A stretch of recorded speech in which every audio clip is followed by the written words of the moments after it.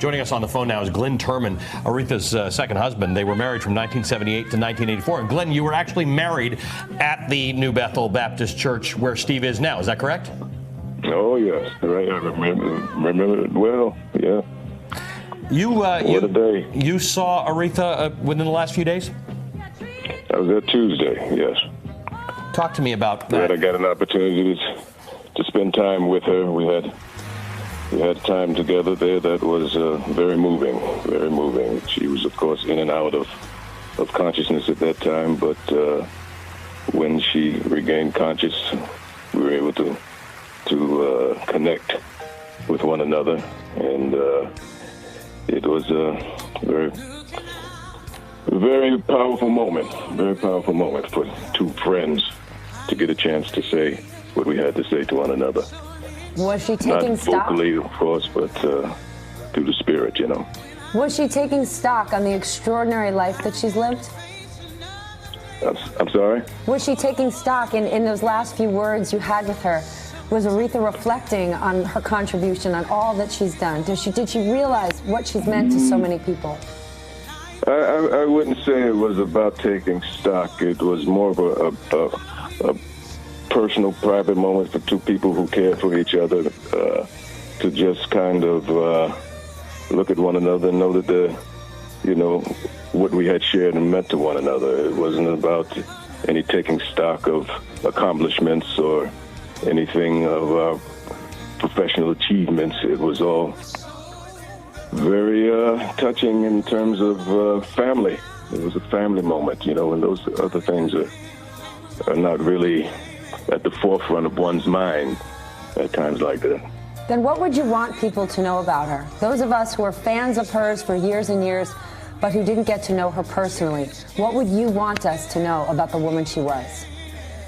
Well, the first thing that always comes to mind to me is I would want people to know about her sense of humor.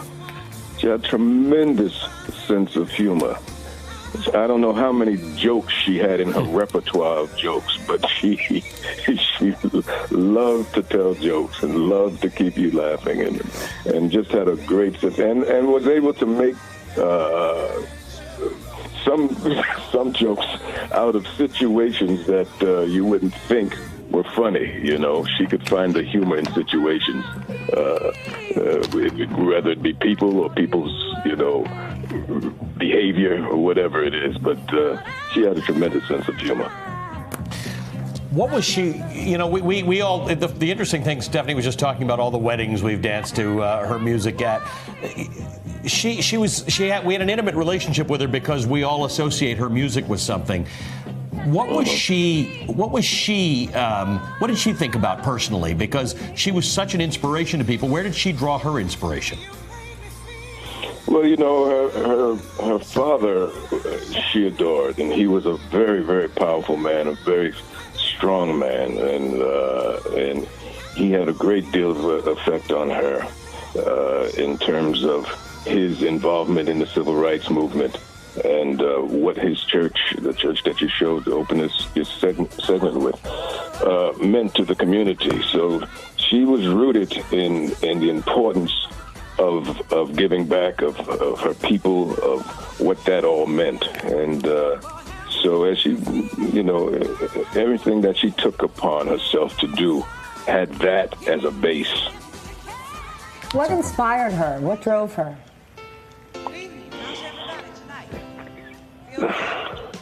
Aretha was curious. She was a curious person, curious about many things. We'd sit and the tabletop had clippings from several magazines about all kinds of different categories, whether it was clippings that she would take out about a recipe, or clippings she would cut out of a magazine about the clothing, or clippings about travel, or things about, this is, we were sitting there before Google and the internet and all that. So there were papers all over the table, or our offices, about different things that she was curious about and was looking into. and thought getting ideas for concerts and ideas for shows. Oh, this is a good idea. Did you read this? That kind of thing. Once she brought me an entire set of books from Harvard Business School. Read this, Glenn. Read this. We need to be up on this. I don't know if I'm up to a Harvard graduation at this time. You know, it's going to take me a while to read these business books from Harvard. You know, but but she was that was Aretha. You know, she stayed up on things.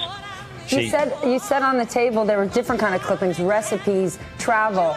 Did she like to cook? We think of her as an entertainer, but maybe privately among friends and family, she entertained. Oh, she could burn. Aretha loved to burn. Oh, you kidding? She could burn. She got an honorary degree from Harvard in 2014. Glenn must have told that story, and Harvard said, let's get her a degree. Interesting. Michael Eric Dyson, when we started this coverage, said the first thing he said about Aretha Franklin is how curious she was, how she'd call up and ask questions. That's remarkable, that curiosity. It is kind of noteworthy, though, that today, the day on which Aretha Franklin passed, it is August the 16th. 41 years to the day that the king of rock and roll passed away. Elvis Presley died 41 years ago today, the king of rock and the queen of soul. Thanks, Glynn. Glynn Turman, Aretha Franklin's former husband. I mean, an honor to hear such personal stories from someone who knew and loved her. And great stories, right? What do you want of people? That they're curious and they've got a great sense of humor. Yes. That's kind of what I wanted to hear about what Aretha Franklin was actually You're going to have to read up on this. Here's an article for you. I like that. There is much more still ahead honoring the Queen of Soul, Aretha Franklin. Here is a look at her star on the Hollywood Walk of Fame.